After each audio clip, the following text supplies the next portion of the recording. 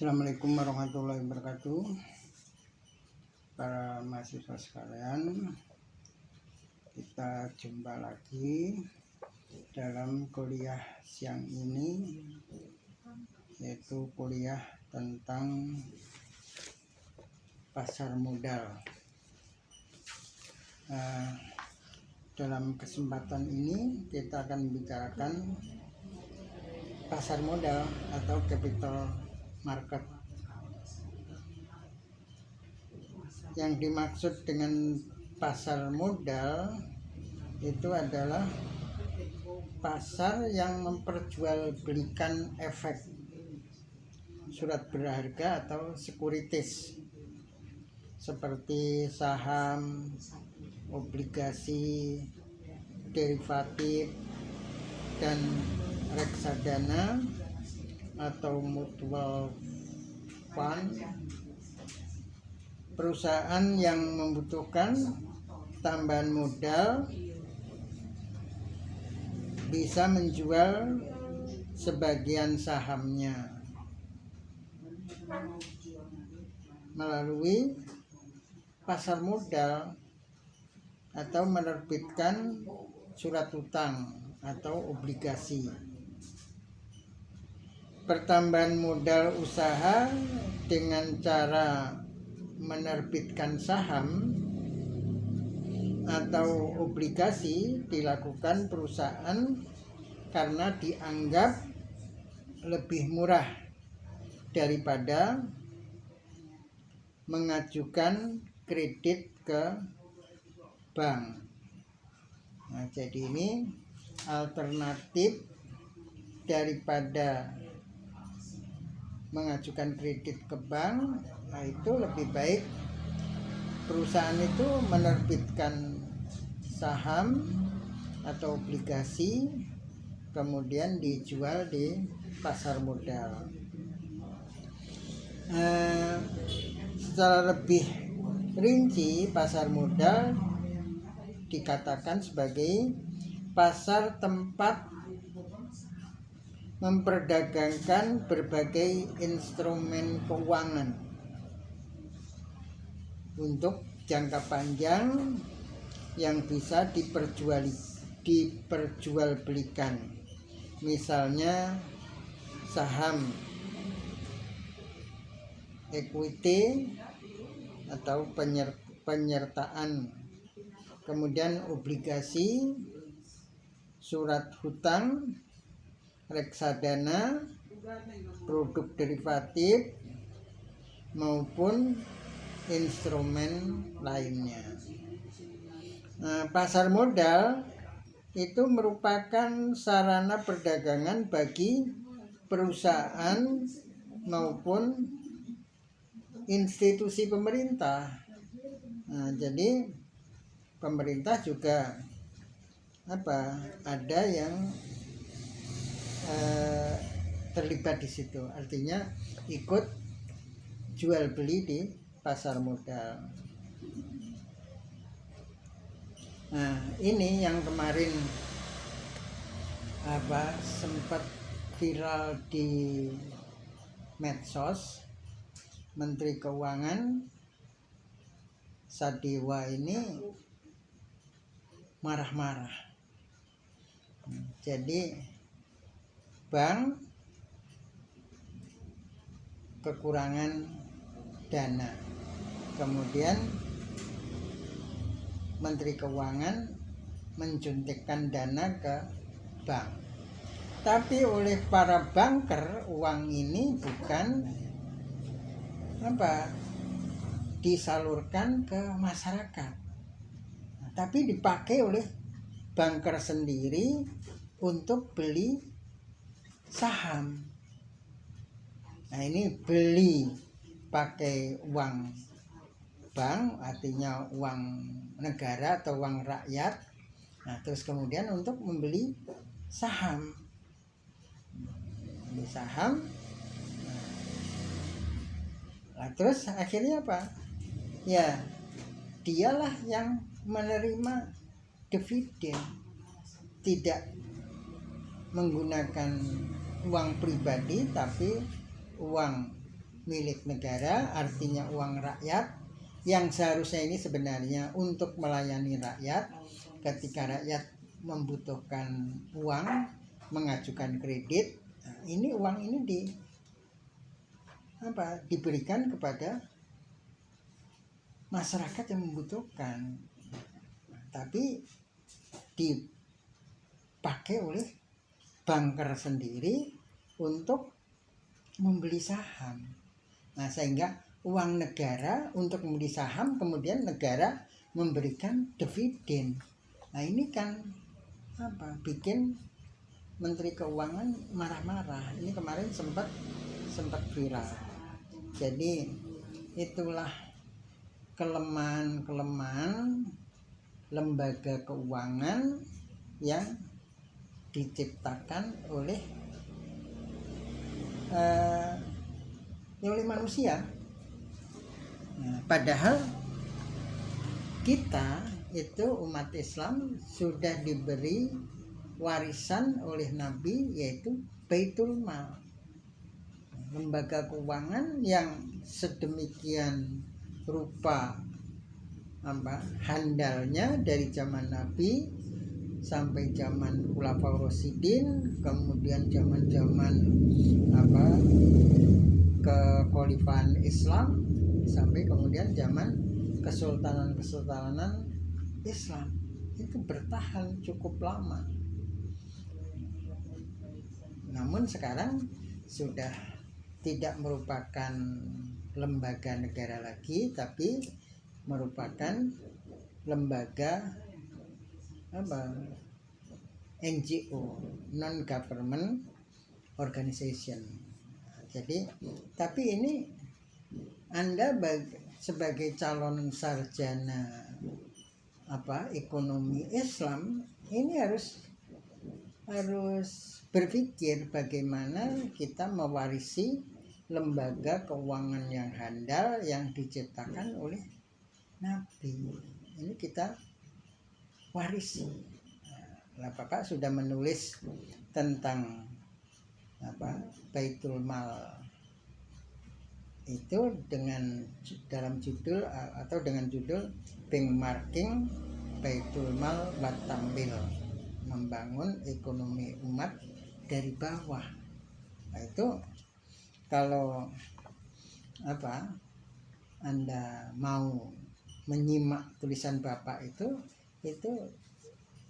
banyak ide-ide. Selain ide Bapak sendiri, itu banyak ide-ide para pakar, para praktisi yang tercecer. Nah, ini dalam buku itu Bapak kumpulkan menjadi sebuah ide yang dahsyat.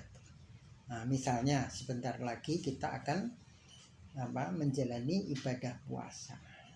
Nah, ini kritik seorang ulama yang menurut Bapak ini sangat hebat ini kritiknya.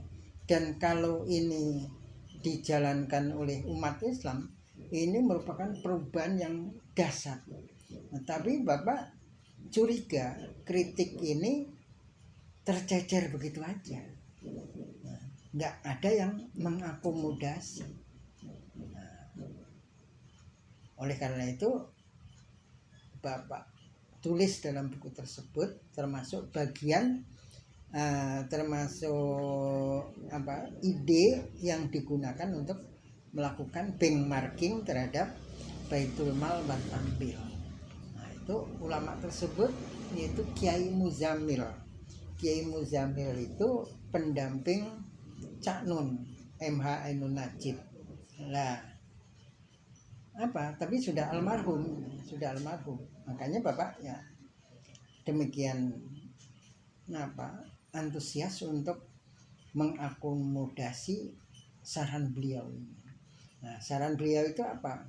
Saran beliau itu beliau melihat puasa Ramadan itu sebuah gerakan besar. Enggak ada gerakan di dunia ini yang melebihi gerakan Ramadan. Tapi hasilnya itu dipertanyakan oleh Kiai Mujamil. Anda pun kalau sudah sadar dengan kritik Kiai Mujamil ini akan berpikir juga. Dapat Anda bayangkan ya, Kiai Mujamil mengatakan bahwa puasa Ramadan itu gerakan yang luar biasa. Apa alasannya dia mengatakan gerakan luar biasa?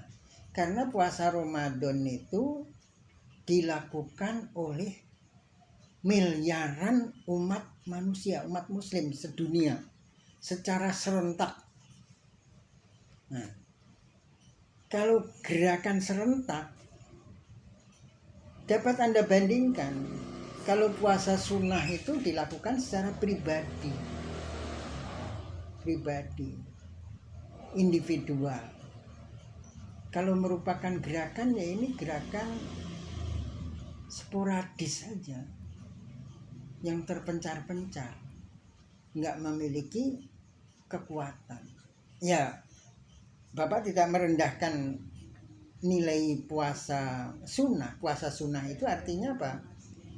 Untuk pribadi, untuk membina kesolehan pribadi, supaya dirinya itu menjadi semakin, kalimat Kiai Mujamil mengatakan bahwa pelaku puasa sunnah itu supaya dirinya itu menjadi waskito. Nah, sementara puasa wajib, puasa Ramadan itu gerakan massal miliaran umat muslim sedunia. Nah, Kiai Mujamil membandingkan kalau puasa sunnah tadi kan dampaknya pribadi. Nah, beliau mengibaratkan puasa sunnah tadi ibarat gerakan nanam pohon, yaitu hanya beberapa orang menanam pohon. Nah, sementara gerakan puasa Ramadan, kalau puasa sunnah tadi setiap orang yang melakukan puasa nanam satu pohon, maka terdapat beberapa pohon yang berhasil ditanam. Tapi kalau 1 miliar orang menanam pohon bersama, wah ini penghijauan yang sangat luar biasa. Nah, ini ibarat gerakan nanam pohon. Nah, itu bedanya puasa Ramadan dengan puasa sunnah. Tapi kenapa puasa Ramadan itu yang sudah dilakukan setiap tahun tapi dampaknya nggak kelihatan? Umat Islam masih menjadi umat yang menjadi pelengkap penderita aja. Ada sudah banyak negara-negara Islam yang kaya. Nah, tapi ya dinikmati oleh mereka sendiri, tidak menyebar ke seluruh Indonesia, sehingga umat muslim yang miskin ini tidak memperoleh dampak kekayaan dari negara-negara muslim yang sudah banyak yang menjadi negara-negara kaya. Nah, bahkan kalau Anda melihat di tayangan TV sering ada sultan-sultan di Timur Tengah itu binatang peliharaannya singa, harimau, macam-macam binatang-binatang buas yang makanannya tidak murah.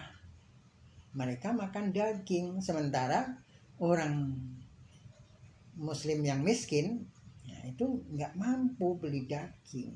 Nah, inilah gerakan yang tidak muncul. Nah, jadi harusnya puasa Ramadan itu menjadi gerakan massal.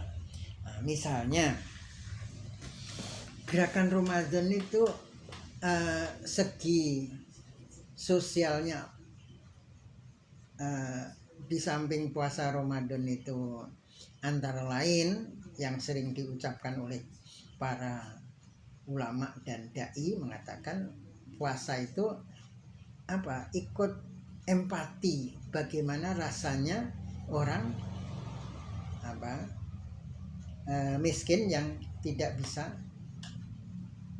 makan dengan misalnya 3 kali sehari gitu. Nggak bisa melakukan itu. Bahkan ada yang ya sehari nggak makan pun, bahkan ada ditayangin di TV itu orang makan cuma makan daun rebus aja, daun-daunan direbus dimakan, karena memang nggak punya penghasilan sama sekali. Lah puasa ini ikut merasakan, terus kemudian yang menyertai ibadah puasa itu apa? Umat Islam diperintahkan untuk melakukan zakat fitrah. Zakat fitrah dimulai dari awal Ramadan sudah bisa dilakukan. Nah, jadi ini artinya apa? Zakat fitrah itu mengiringi puasa Ramadan yang tadi berempati kepada orang miskin yang mengalami kesusahan untuk makan. Rasanya lapar itu seperti apa? Disertai dengan itu tadi, zakat fitrah. Nah, kemudian zakat fitrah itu memang berakhir setelah dilakukan sholat Id. Jadi secara syar'i ibadah zakat fitrah itu berakhir setelah sholat Id. Setelah sholat Id tidak ada zakat fitrah lagi, kecuali hanya sedekah biasa. Nah, Bapak setuju dengan ide Kiai Muzamil tadi, artinya tidak merubah aturan syariahnya. Zakat fitrah tetap zakat fitrah, makan pokok tetap makan pokok. Meskipun ada Bapak kenal orangnya, ketika dia masih muda itu pernah mengkritik zakat fitrah, kemudian dia mengatakan kan lebih baik daripada beras berapa kilo itu, sekitar 3 kilo, kemudian alangkah baiknya kalau itu diganti sepatu.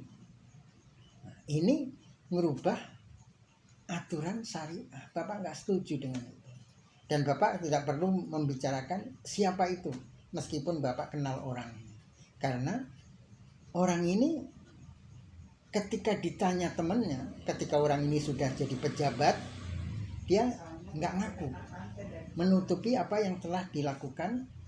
Idenya itu telah disampaikan ketika dia masih muda, belum jadi pejabat. Setelah jadi pejabat dia mencari zona aman. Jadi Bapak nggak perlu menceritakan siapa orangnya, tapi ini ide yang merubah tatanan syariat.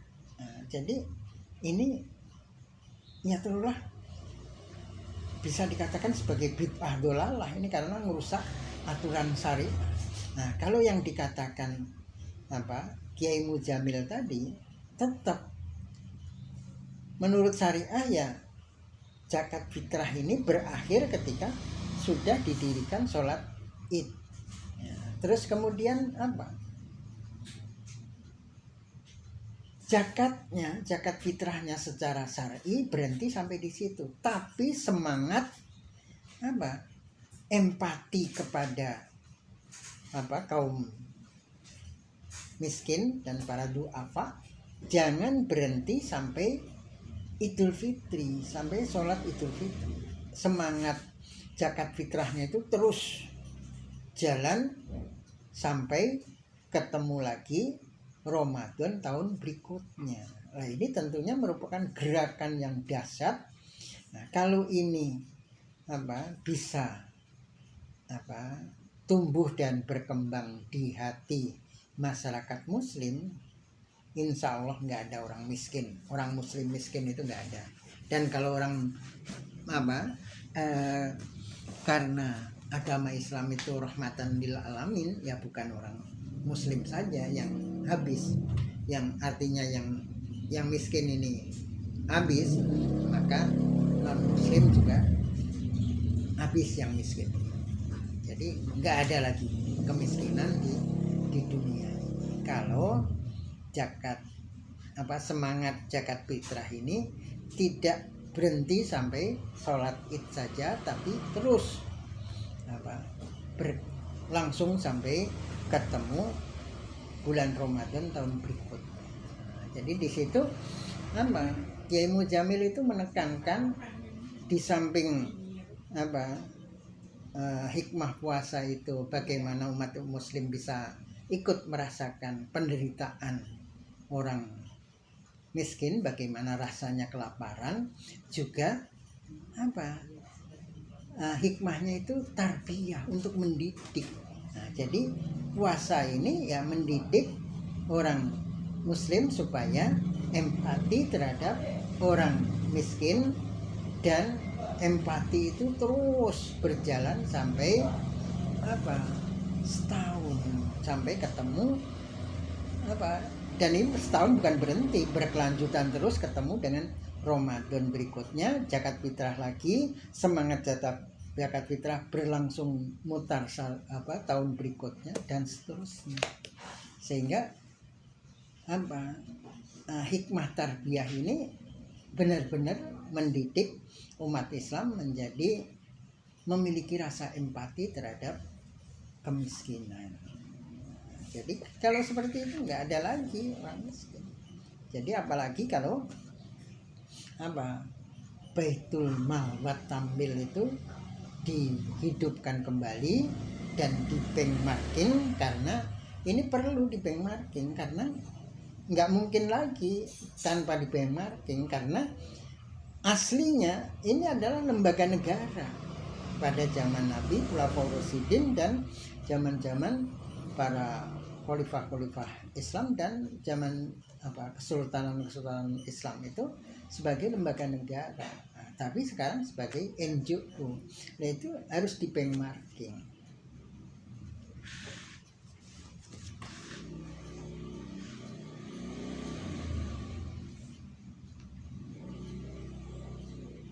Nah, sampai mana tadi?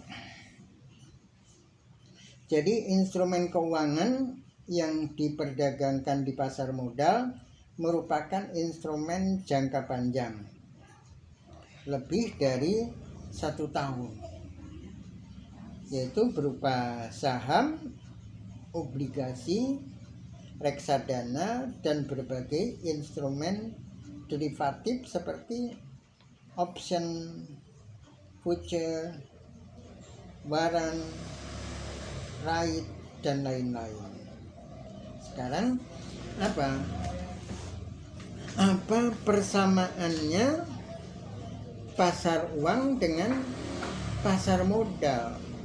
Pasar uang ini dan pasar modal itu dua-duanya sama-sama sebagai bagian dari pasar finansial. Nah, kemudian dua-duanya juga menjembatani pihak surplus dan pihak defisit. Surplus artinya yang kelebihan modal, yang defisit yang kekurangan modal. Ini Baitul Mal itu lebih dari itu, dan tidak harus memikirkan returnnya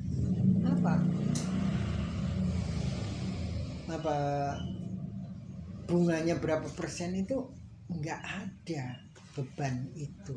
Jadi ini benar-benar yang membutuhkan modal itu akan dapat bantuan modal yang tanpa beban.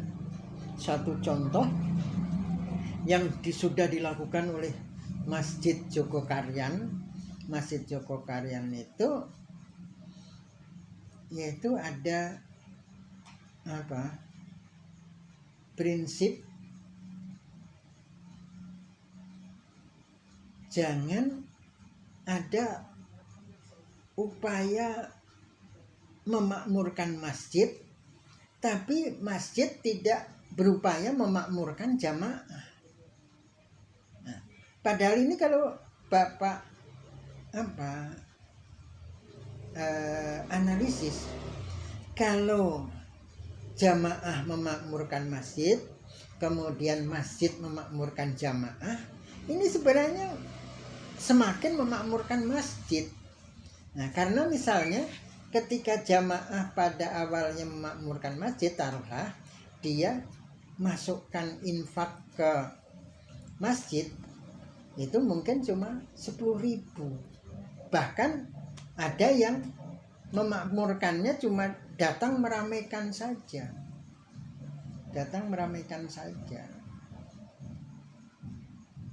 Karena memang nggak ada uang yang harus dimasukkan ke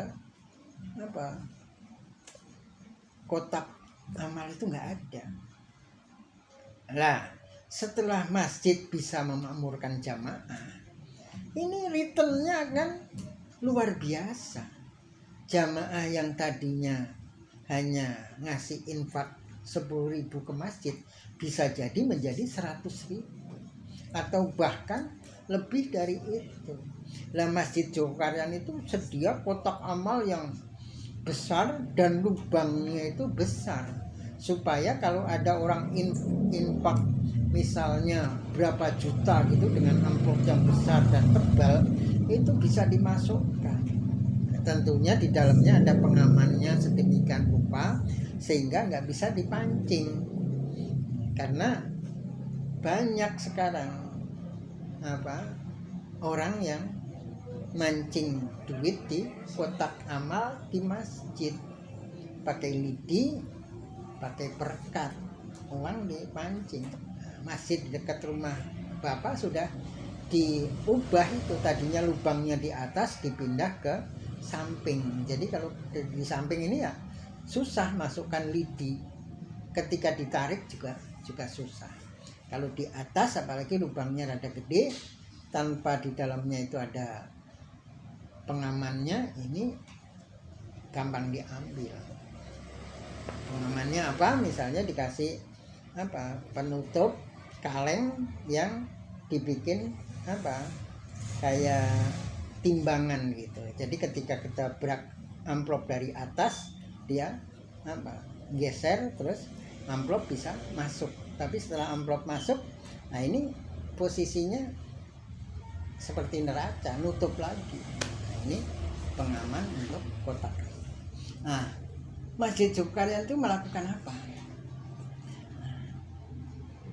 Antara lain yang dia sampaikan oleh takmir itu disampaikan, misalnya memberi modal kepada pemuda yang berminat dagang tapi tidak punya modal sama sekali, sehingga pemuda itu misalnya ditanya jamaah yang aktif, masih muda tapi pengangguran.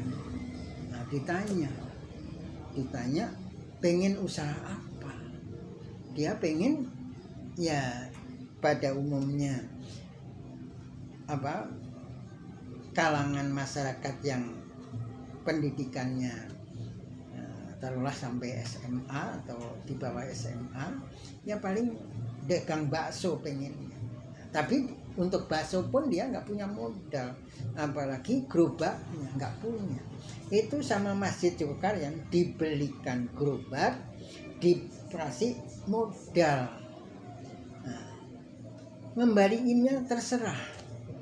Kalau Anda punya keuntungan, kembali, nggak usah dipikirin bunganya, nggak ada bunga, tidak dikasih beban sama sekali. Nah, inilah bedanya permodalan yang disediakan oleh masjid atau baitul mal. Nah, ini nggak ada di lembaga-lembaga keuangan sekuler itu yang menerapkan ini. Business is business. Nah, bahkan dikatakan, meskipun ini cerita fiktif ya, di preman pensiun, nah, itu ada seorang gadis yang menjadi ya kasarnya rentenir dia. Nah, dia mengatakan apa? Saya kalau sudah mengeluarkan uang ya harus dapat untung. Nah, itu prinsipnya rentenir. Nah, jadi kalau baitul mal, nah ini menolong, nggak ngasih beban. Nah, jadi memakmurkan jamaah itu akan ada returnnya. Jamaah juga akan semakin memakmurkan masjid. Jangankan itu orang dikasih modal. Ada cerita lagi tukang becak yang ketika dia sholat zuhur, ini kan dia merasa nggak enak kalau nggak mandi dulu, nggak ganti pakaian yang bersih, nggak enak. Nah, dia mandi di suatu masjid. Akhirnya apa? Ditegur oleh takmirnya. Bukan sekedar ditegur, dimarahin, dikata-katain. Jangan Anda pikir ini kamar mandi umum di terminal, Anda boleh mandi sukanya. Nggak boleh. Nah, terus akhirnya ada temannya yang menyarankan, kamu mandi aja di Masjid Jogokaryan. Nah, ternyata dia bisa menikmati mandi sebelum sholat zuhur, kemudian ganti pakaian bersih dan ikut jamaah. Nah, setelah dia menikmati seperti itu apa? Tukang becak menyisakan rezekinya diinfakkan ke masjid. Nah, bayangkan ini tukang becak ketika dimakmurkan dalam pengertian bukan materi tapi hatinya, ternyata juga memberikan balasan yang ya meskipun tidak banyak tapi nilai infaknya orang miskin itu sangat besar. Nah, karena Allah akan menghitung perbandingan pendapatan dengan infaknya. Kalau tukang becak misalnya sehari cuma dapat 100.000, terus infak 10.000, itu 10%. Orang kaya sehari dapat 1 juta. Apakah dia infak 100.000? Apalagi kalau sehari dapat 100 juta. Apakah dia infak sampai 1 juta? Kalaupun dia infak 1 juta, itu nilainya sama dengan tukang becak yang pendapatannya satu hari 100.000, kemudian infak 10.000. Itu. Jadi perbandingan. Seperti juga istilah pahlawan. Istilah pahlawan itu juga perbandingan. Perbandingan tugas yang diberikan atau fasilitas yang diberikan, ya tentunya menyertai tugasnya, terus dia bisa melakukan perbuatan yang melebihi tugas ini. Itulah pahlawan. Jangan tugas yang diberikan misalnya nilai kuantitatifnya itu 100, dia melakukan perbuatan itu 99 terus dibilang pahlawan. Nah, itu bukan, itu karena belum melewati tugas dan kewenangannya. Nah, kalau tugas dan kewenangannya itu melewati apa yang dilakukan itu melewati tugas dan kewenangan, barulah dia itu pahlawan. Ya meskipun kelihatan bikin macam-macam, tapi itu tidak melampaui, belum sampai melampaui tugas dan kewenangannya. Nah, Beda dengan misalnya apa, RT di kampung apung yang tadinya rawa atau apa, nggak bisa dihuni, terus dijadikan kampung dengan apa, modal drum plastik, biasanya warna biru, itu drum plastik warna biru yang apa, penutupnya itu sedemikian rupa sehingga susah bocor. Itu dijadikan pelampungnya, kemudian dikasih apa, bambu diikat sono sini, terus itu menjadi penahan. Bahkan ada yang kemudian diuruk pakai apa, pakai puing, pakai tanah, sehingga di atasnya itu bisa ditanemin berbagai macam sayuran, selain dijadikan tempat hunian, tempat berdirinya rumah. Nah, ini RT atau RW yang apa, melakukan hal seperti itu pahlawan. Itu karena apa yang dia lakukan melebihi dari tugas dan kewenangannya. Nah, ukurannya dia kan bikin jalan tol, dia itu pahlawan. Lah kalau bapak kapan bisa bikin jalan tol? Karena nggak ada kewenangan untuk bikin jalan tol, nggak dikasih dana untuk bikin jalan tol. Kalau orang diberi kewenangan untuk bikin jalan tol dan diberi dana untuk bikin jalan tol, ya kalau nggak bikin jalan tol ya dia apa, pengkhianat. Kalau bikin jalan tol ya itu memang tugasnya, jadi bukan pahlawan. Nah, itulah cara mengukur pahlawan, cara mengukur orang berinfak itu sudah besar atau belum.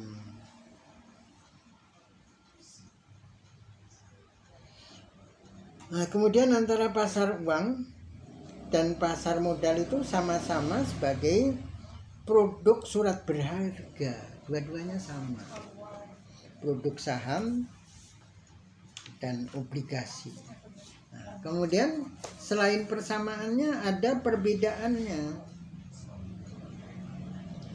Pasar uang itu bersifat jangka pendek, cuma sampai 217 hari. Sementara pasar modal itu bersifat jangka panjang, melewati masa yang ditetapkan sebagai masa jangka pendek tadi. Kemudian produk utama pasar uang yaitu sertifikat deposito tabungan SPI dan commercial paper. Sementara produk pasar modal itu obligasi, reksadana, dan saham. Nah, kemudian otoritas tertinggi di pasar uang itu Bank Indonesia. Nah, sedangkan pasar modal otoritas tertingginya adalah Departemen Keuangan. Nah, kemudian dalam pasar uang itu tidak selalu ada pasar sekundernya. Kalau pasar modal itu ada pasar sekundernya.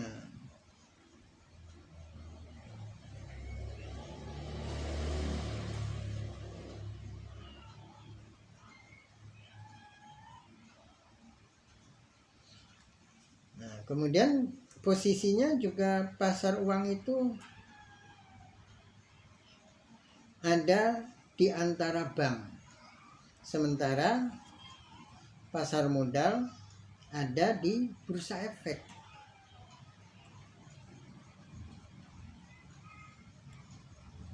Nah, jadi kalau yang tadi sebelumnya pasar uang itu ada tidak selalu ada pasar sekundernya. Jadi artinya surat berharga yang sudah dibeli dari pasar uang ini sulit bagi pemegangnya untuk memindahkan hak untuk menjual, itu sulit. Nah, kalau di pasar modal itu ada pasar sekundernya. Jadi para pemegang saham ini bisa menjual sahamnya kepada investor yang lain. Jadi orang jual saham itu tidak selalu, misalnya sahamnya ini misalnya dia dulu beli harga 100 juta, terus kemudian nilai sahamnya itu naik menjadi 150. Itu bukan berarti orang yang memiliki saham yang kemudian nilainya berkembang itu tidak akan menjual sahamnya, karena orang itu menghadapi berbagai macam masalah dan kebutuhan. Bisa saja dia jual karena sudah merasa beruntung, dia jual saham. Nah, itu kadang-kadang belinya spekulasi, terus kemudian sudah untung, segera dijual. Padahal misalnya kalau ditahan itu bisa naik lagi, atau memang sebaliknya bisa turun lagi, bisa turun di bawah 100 juta bahkan. Itulah namanya spekulasi. Nah, sehingga karena ada spekulasi ini, sebenarnya kalau bagi Anda misalnya ada yang bertanya apakah bisnis ini halal atau bisnis ini tidak halal atau haram, nah itu kriterianya itu nggak usah melihat nama bisnis, jenis bisnisnya itu nggak usah dilihat. Kriteria dalam bisnis itu ada transaksi spekulatif, transaksi yang goror, transaksi yang zulm. Nah, kalau ada dalam bisnis itu maka ya itu haram. Tapi kalau nggak ada spekulasi, nggak ada goror, adil, juga tidak ada zulm, itu halal. Jadi nggak perlu melihat nama, apalagi namanya ditambahin syariah, lembaga keuangan syariah. Tapi dalam transaksinya itu ada unsur ketidakadilan, ada unsur goror, ada unsur zulm, ada unsur spekulasi. Nah, ini nggak peduli namanya apa, karena nama itu ya apalah artinya nama, meskipun ada juga nama yang berarti. Misalnya gini, ketika Bapak masih kuliah di Jogja, ini karena anak muda setempat itu suka motong anjing. Nah, terus akhirnya apa? Para mahasiswa itu kalau melihat anjing lewat di depan asrama, dia bilang ada kambing kota. Nah, kalau seandainya perkataan atau nama yang diterapkan oleh para mahasiswa ini menjadi baku, anjing disebut sebagai kambing kota, apakah anjing menjadi halal? Kan tidak. Tetap kembali kepada hakikatnya sebagai binatang buas dan lain-lain kriteria yang membuat anjing ini tidak halal dagingnya.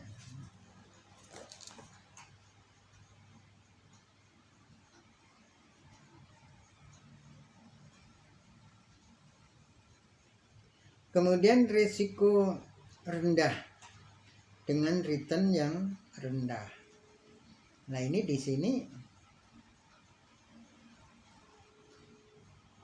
ya, kalau risiko itu nggak apa-apa, kalau risiko itu bisa dibagi antara dua pihak. Tapi kalau risiko itu tidak bisa dibagi, ya itu sebenarnya ada ketidakadilan. Nah, kemudian kalau di pasar modal risikonya tinggi dengan return yang tinggi, jadi spekulasinya tinggi. Ini sudah menjadi pertanyaan kalau menurut Bapak. Nah, terus kemudian yang terakhir, diawasi oleh pemerintah melalui bank sentral secara langsung. Jadi diawasi oleh BI. Pasar uang itu diawasi oleh BI, sedangkan pasar modal diawasi oleh pemerintah melalui badan yang berwenang di Indonesia, yaitu Bapepam LK.